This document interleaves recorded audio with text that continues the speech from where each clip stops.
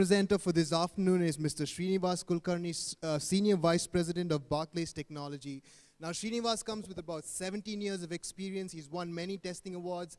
In addition to that, he's also been titled as, software testing thought leader. He's also won the software testing thought leadership. And this afternoon, Mr. Srinivas Kulkarni is going to present to us on the topic end of the world for GUI automation. What's next? All right, if you could help me welcome Srinivas Kulkarni. Thanks. Over to you, Srinivas.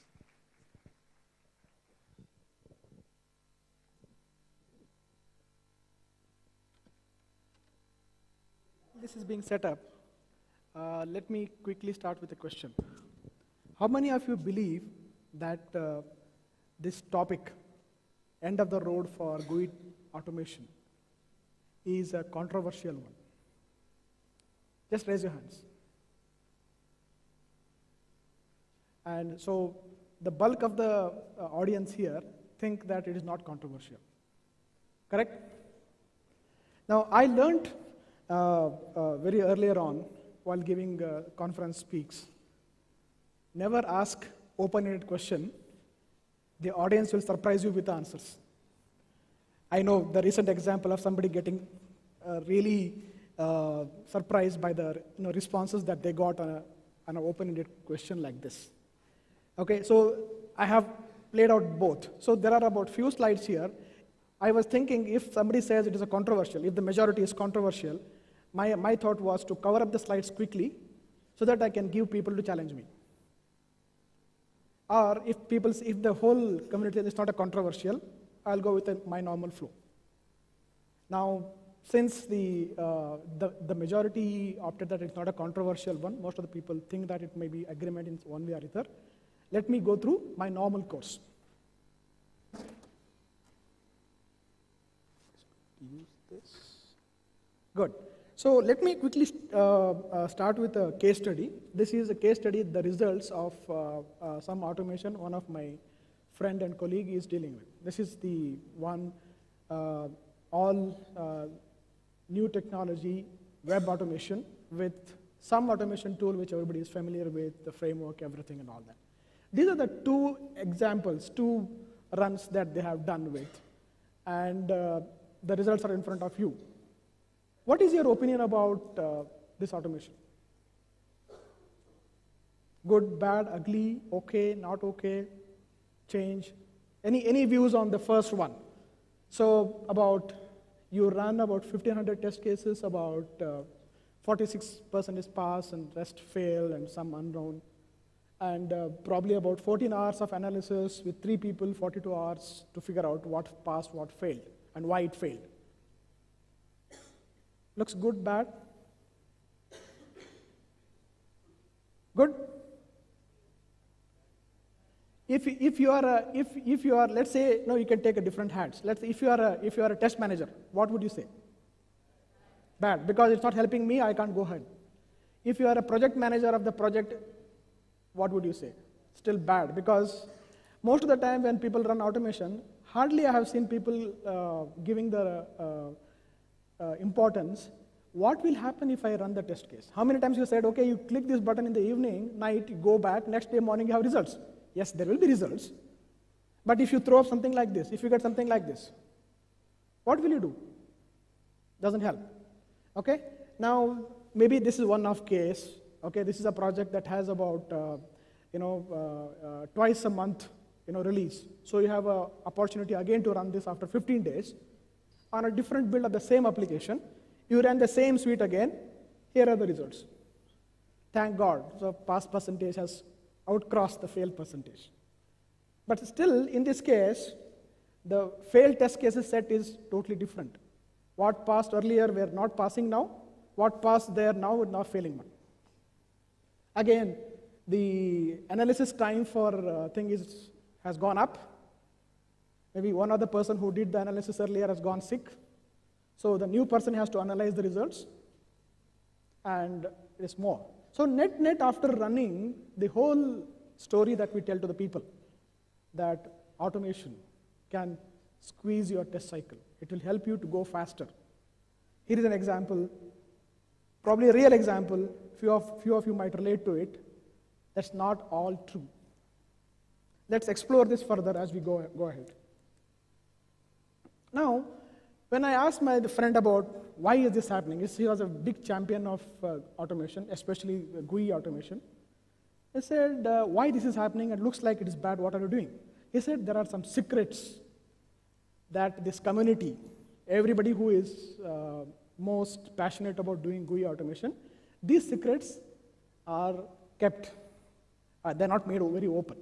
Number one, it is very expensive to do GUI automation. Tools are costly, and it is expensive to do build up the automation. Then it is difficult to maintain. Prerequisites for success are very demanding or often impossible to meet. Agree, disagree? What would be one prerequisite for GUI automation that is must to meet? Sorry? Stable build.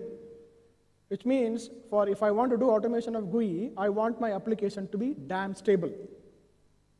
In current fast-paced agile world, how often you get to this state? Very rarely. So things keep changing continuously. That prerequisite, people will not tell you in the beginning. You get an automation tool, you say, okay, if you do automation, you will get everything fine here. They will not tell you, boss, you can do automation only when you get a stable build. What is the second one? Anyone? Yes. How many times you say environment, test data, all setup have to be prerequisite, have to be dedicated, right? If there is one test bed against you run your all GUI tests, and there are 3-4 different teams are trying to change the data consistently. You want to run a fund transfer test case for transferring the account from one account to another account, a specific amount to see trigger a specific validation. And by the time you run the test, somebody has knocked off the account balance from that guy, your test case fails. That fail goes into that table that you saw. So in today's world, especially I have seen my experience from working in Barclays for all these years, test data, test environment is a big problem for us. So in spite of all these prerequisites being very tough to achieve success in GUI automation, people still put money in GUI automation. Why? Because it's a secret. Nobody is known about it. It's just everybody is asked to play down that. GUI tests are fundamentally flaky. You know what I mean by flaky? Unpredictable. They pass sometime, they fail sometime. You can't trust them. If they fail for the reasons, most often than not, for the reasons which is not about the bug in the application. They fail because, oh, that database record was not set up properly. I am looking for a business customer in the drop-down here, whereas this particular account doesn't have a business account or a card added to it. It fails, but no use. This happens very typical of GUI automation. Growing post-run effort of the analysis, which you have seen. Again, I bring to this point that most of the people, when they talk about automation, they don't talk about the results. They don't talk about the pass percentage. When the size grows of the suite, 1,500 to 2,000 to 4,000, when the size grows big time, if the failure is big, that analysis time is going to completely negate your so-called benefit of running automation. Be aware of that. Now, if you are developing automation, what are the few considerations that you look at? What considerations you want your test to be there? You want the automation test to be fast? Of course, that's the reason why you're chosen to be fast. Some of the GUI tests are awesomely slow because you need to catch up with the GUI. You need to catch up, synchronize with the GUI. On the network speeds where it takes time. I think many of you know that wait periods, custom wait, programmed wait, hard-coded wait, right? You will have to sync up with your GUI controls to make sure that your application syncs up. So sometimes, most of the time, depending upon your application, GUI automation tests tend to run slow. So not the good way. They have to be reliable and trustworthy. I have said we have covered that. If the test case failed because of the reasons other than the application bug, the results is of no value to you, the whole effort is wasted. And with the agile picking up quick way, the idea is to run as early, as parallel to development as possible. That's what people refer as progressive automation. Most of the automation money goes into regression to make sure that what worked before should work. Now, the bigger challenge in the Scrum teams, bigger challenge in short cycle agile projects is that are you able to automate as the product is being developed? That challenge is there with GUI tests. They are very awful at that. Integrates with Dev IDE, and again, if the role of an independent tester is dissolving, all are becoming into one particular, a team, engineering team that does everything, you are having a tough problem because all your automation should be run by Dev IDE. You should be giving the automation test to Dev to do it. If you're not able to do that, then we have a problem in getting GUI. Again, easy to troubleshoot. Most of the time, your automation test fails. What would be the error looking like? Page cannot be displayed. Or some Selenium exception saying that this particular control doesn't exist. How do you troubleshoot what happened? Oh, we'll say, okay, we have screenshots. You can take a screenshot and take a look at it, but look at the amount of time that you go from the first point to the last point, understand where it failed, why it failed. You would have spent a big amount of time in spending the money. So these are the secrets of automation which happen, which everybody knows, but people rarely acknowledge. People rarely stand up and say, yeah, this is a problem with our automation. Now, I ask the question, if you say these are the secrets, I don't know how many of you agree with the secrets. If these are secrets, how these secrets are kept? Now, I have few examples, few hypotheses, few reasons of the way this hypothesis can be made as, can be considered as true. Industry lobby. There is a huge amount of money goes in building these tools. There is an industry called tool industry which puts money in developing the tools. There are good tools, there are not so good tools, each one has a business to do. Now, the problem with GUI automation that is kind of, all the secret problems that we have seen, they are kept from secret, is because there is an industry lobby to make sure that these secrets are kept as secrets. You often see that the GUI tools are sold from top down. The person who gets to know about the tool first is your boss's boss or boss's boss. Right? At that time, what is shown to the people to buy a tool? A very fantastic, very persuasive demo. When the demo is given, which looks like everybody click, click, click, done this thing, just runs like a dream.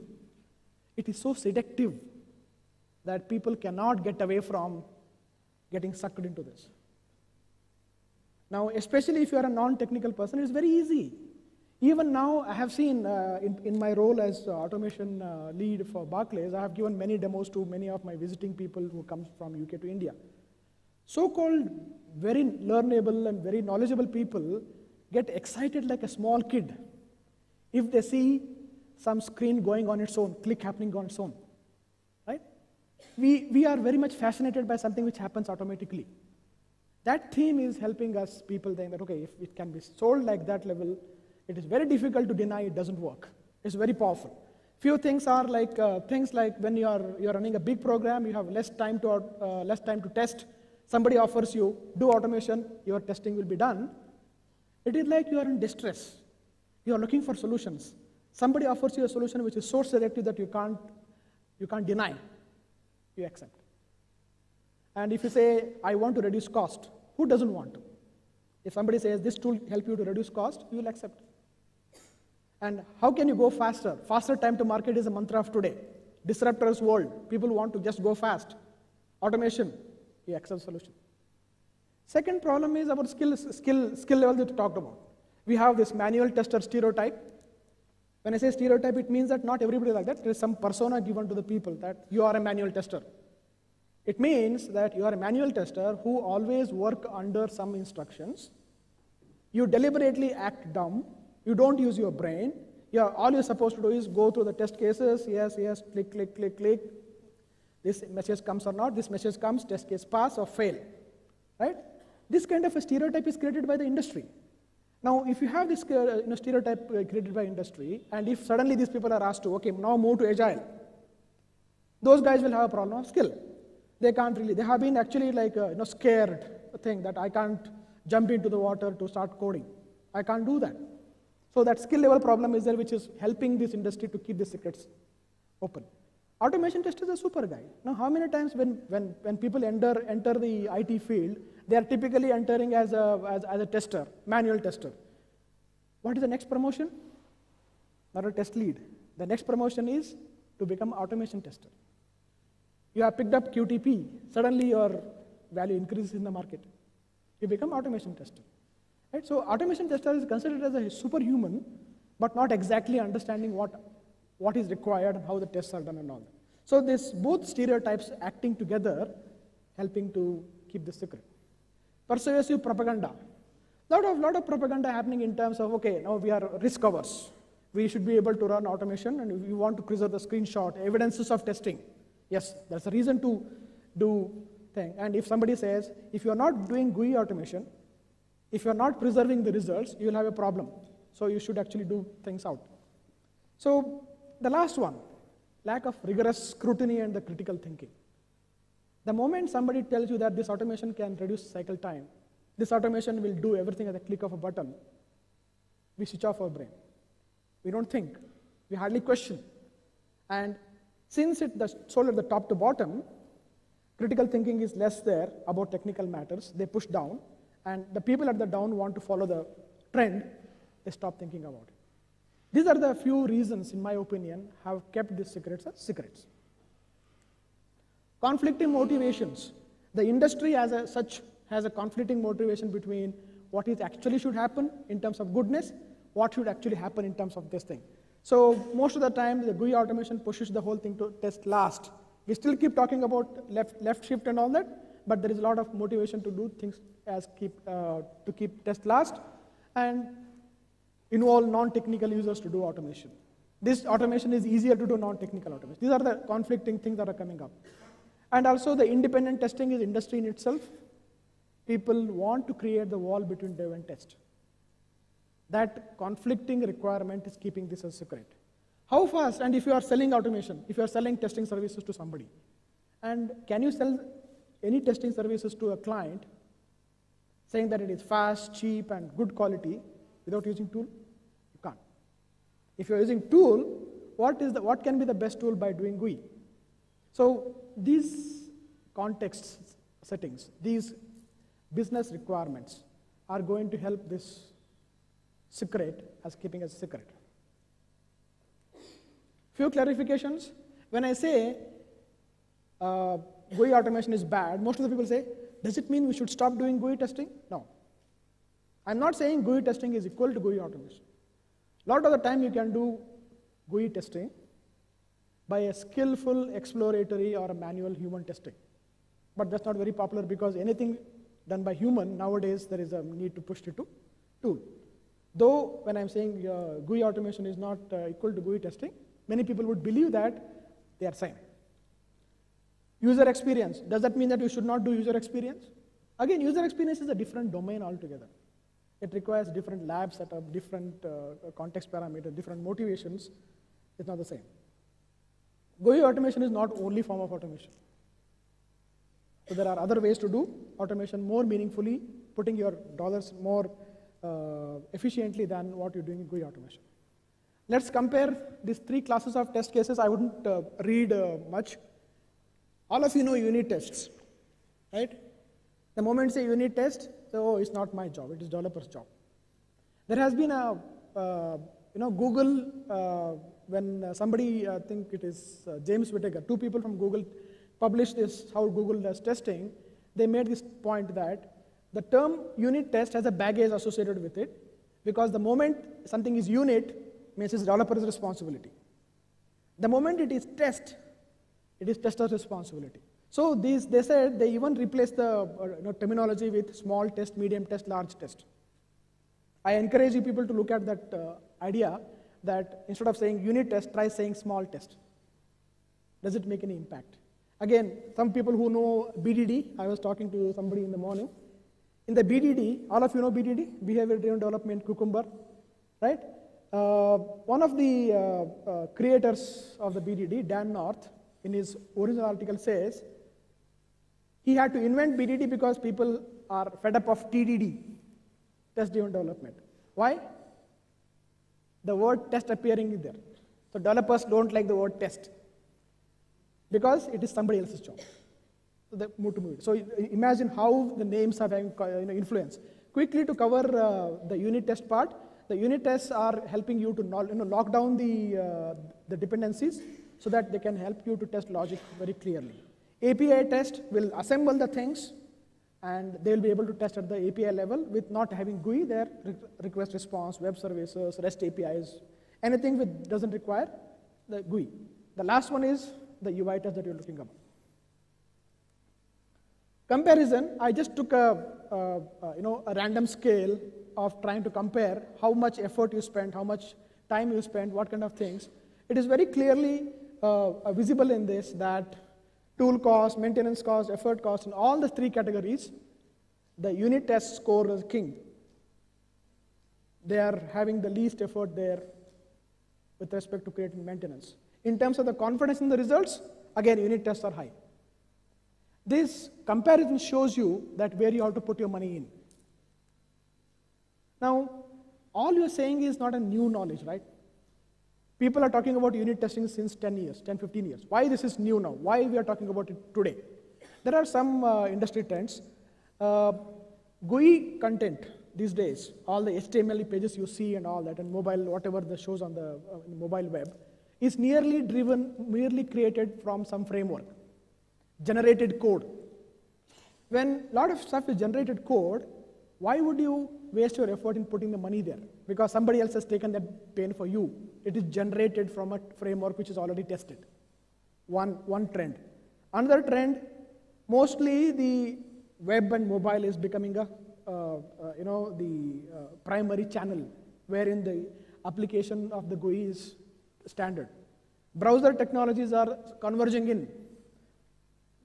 That does not mean the browser differences will go away, but the internal structures of the browsers, the rendering engine, the parsing engine, most of the browsers are trying to zero in on the same way to parse the HTML that comes in, show the HTML the way it is coming out. So that is kind of making sure that you don't have to put more effort in writing a code to test the GUI, not to test the GUI. In terms of the other industry trends, of course, Agile DevOps, everybody knows, e-commerce, open source is catching up in a big time. These days, the likes of Selenium and few other open source tools have reached and matched up to the quality of commercial tools. Again, not to say this is the era of innovators. People are actually innovating like anything. They are disrupting the business models. Startups, Smack, all these are making sure that the cycle is squeezed. You have no time for GUI automation. What next? Agile pyramid is an idea suggested by Mike Cohen. It's not probably a very new idea. About 8-9 years ago, it was pronounced that you should be able to split your tests in this fashion. API GUI test on the top, small one, API test and unit and component test. We are all familiar with the food pyramid, which gives us some kind of a guidance that what should be eating more, what should be eating less, what should be eating absolutely very, very, very less. On the similar line, the idea of Agile pyramid gives you a kind of a guidance as how do you distribute your tests across layers, where you should do less, where you should go. Interestingly, this is the reality, which is the ice cream cone anti-pattern. It's called as ice cream cone anti-pattern, which says that we have completely got our pyramid inverted. We write large number of GUI tests, large, 15,000, 20,000 QTP tests, very little API tests, almost nil unit test. Now, at least you follow what I have said so far, now you exactly know what would happen in the automation program like this, where you are putting money into the place where the results are not very reliable. What will happen? Now, you should move from, this is the actually suggestion that I'm giving you. We should move from this current trend, right? This is where the size of the money bag indicates the investment that you are putting in. You should move from this to this. Put more effort there. Do more unit tests. Now people may ask, I'm a tester, how can I do unit testing? Why not? I don't have access to development code. Ask for it. Be competent to get the programming skills to do it. At least in some of the projects that I have seen, these days the good thing is that everything is converging into this thing, and we are asking testers and automation people to give access to the Git repository of the code. Why can't I do that? It's only it requires, as Pradeep was saying, we have to move from that initial resistance of can I do it, how long I can postpone doing it. You should move from there. And do some good testing karma, which is do more and deeper and broader testing without worrying about whether I'm using tool or not. Increase your rigor in testing. Do not fight with developers. Make your friends. Do not take developers as your enemy. You don't have to prove them wrong. You have to collaborate with them together to make sure that there is a good stuff happening in the product. You need to bring out the good parts of your application. So when people talk about testers' mindset, the dominant mindset says you have to think negatively. Wrong. You don't have to think negatively to find problems. One way that testers can offer the service to the project is to be like headlights, like lightening the space where there is darkness. Provide information to the people who stakeholders mostly importantly take about. Be like that. Use tools as aids to testing, not replacement. Use automation tool is like think of automation tool like a screwdriver. You are doing some work with a car, you need a screwdriver. You might need a spanner also, you need hammer also. These days, we are all stuck with only screwdrivers. You have to move away from that mindset that only one type of tool is required. Focus on a skill development as a tester. Do not afraid. Even now, you can just go and install Eclipse, write one Hello World Java program. You can do. All of you can do. That's the beginning. That will take away the fear of looking at the code. Do that, your life will be changed. Destroy manual tester stereotype. There are no people like that. Nobody on purpose behave dumb. They have been asked to do that. Get out of that mindset. This I retained from my last year's talk of Feynmanism, how to look at testing as your profession. It is more like the works of Socrates, philosophy, Bhimsen Joshi, the music, Bruce Lee, the martial arts, Feynman, the inquisitiveness of a scientist and a physicist, and Sherlock Holmes. You should be putting your testing like this. Take pride in your role as a tester. This is a bonus slide. I wanted to just add it, make sure that if I get a chance, I would cover. I think I have 3 minutes to go.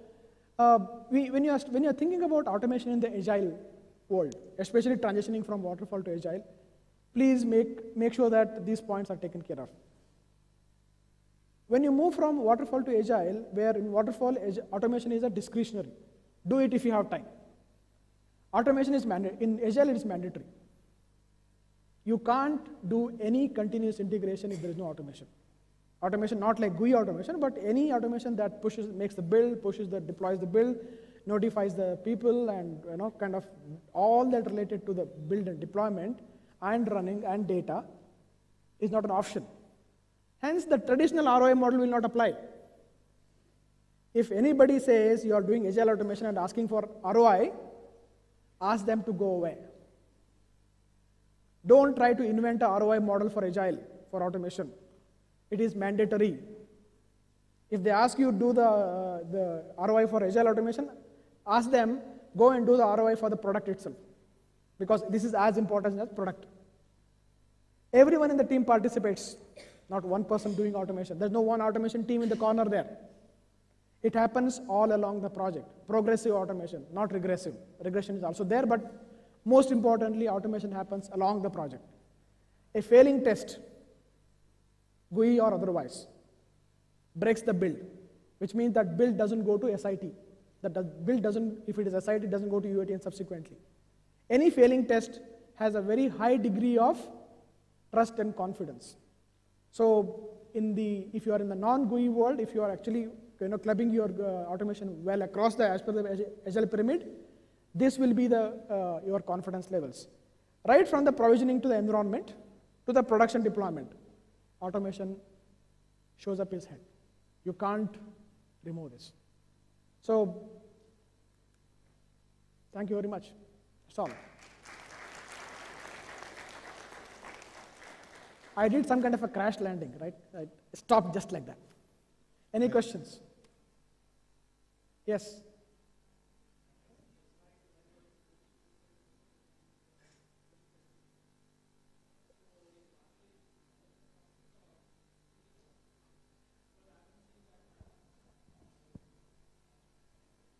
Yeah, so for the benefit of others, the question is Barclays following that method? And is this how the world should go about?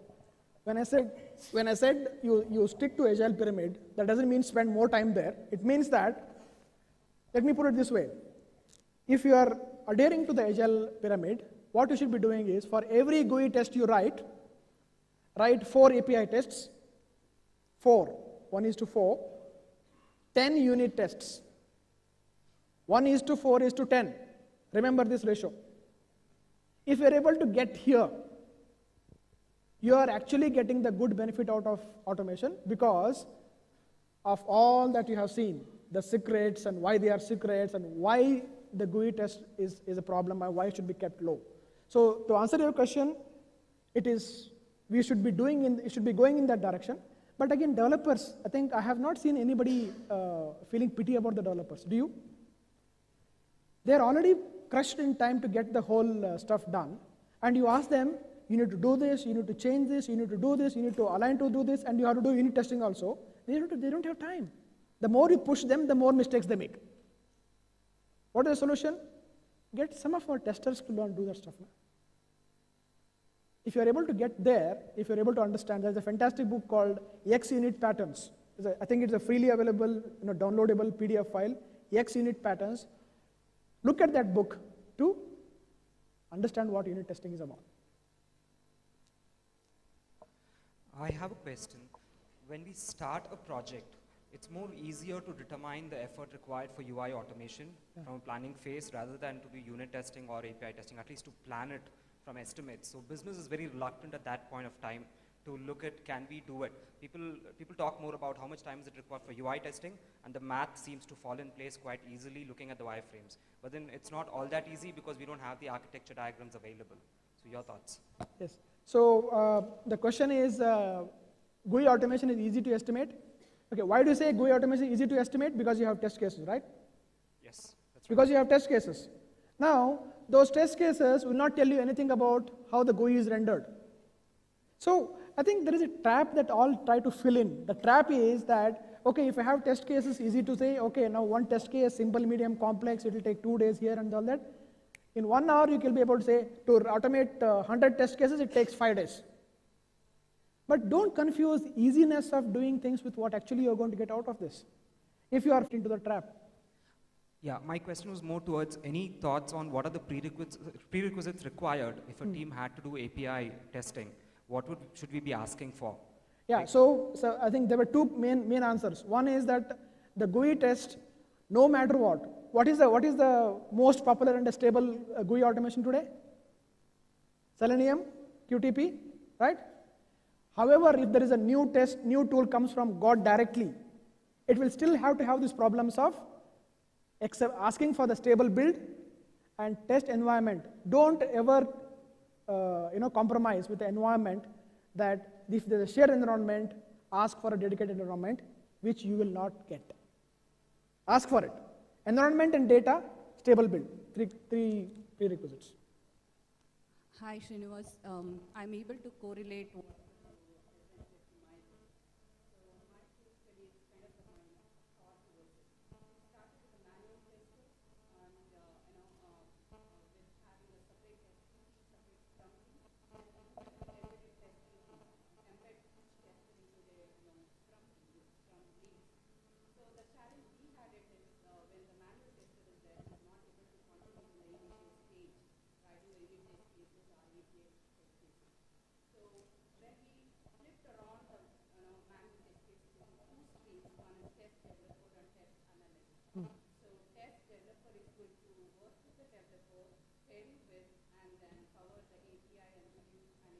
like testing, where today we do even testing.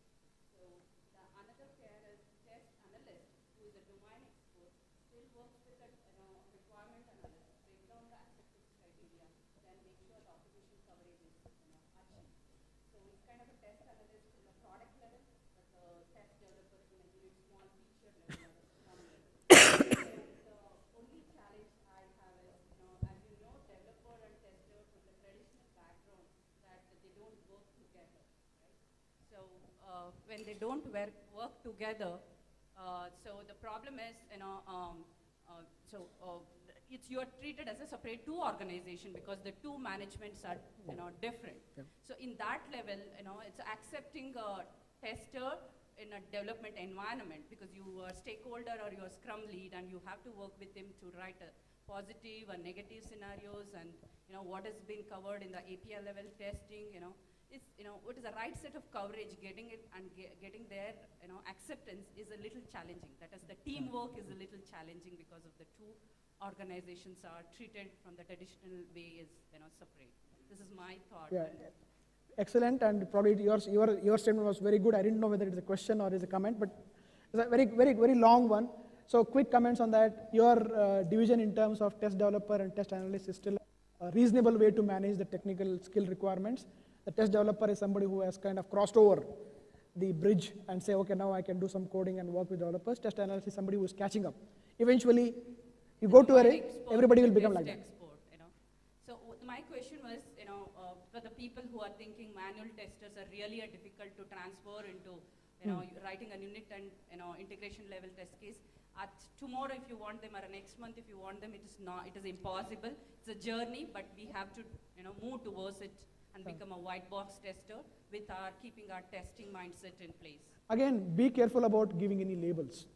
Now the problem is the moment you say you are a white box and black box, someone will come back and say white box is only doing this. You are a tester, no? You're a white box tester, sit there. No acceptance again here. Now your point of the acceptance between dev and test is because of the credibility that you gain. The moment you start talking about developers in the developer language, you say, oh, this guy understands my language. I have personally experienced it. When I was talking about doing some kind of a build and all that, and I said, okay, you have to configure like this. This is your compiler switch. The moment I start talking this language, developers say, oh, this guy knows our language. Why don't you come with us and work with us? Acceptance comes by little amount of earning the credibility. Again, earning credibility is hard. You need to try at it. But again, as you said, if people shed this inhibition, instead of walking around the swimming pool, jump the swimming pool. Quick thing is install Eclipse on you. It's free. It works on Windows and Mac both. And start writing Hello World program today. Whichever language you feel, Java, Python, C#. You write this, the moment you start doing this, you will get that fear go away.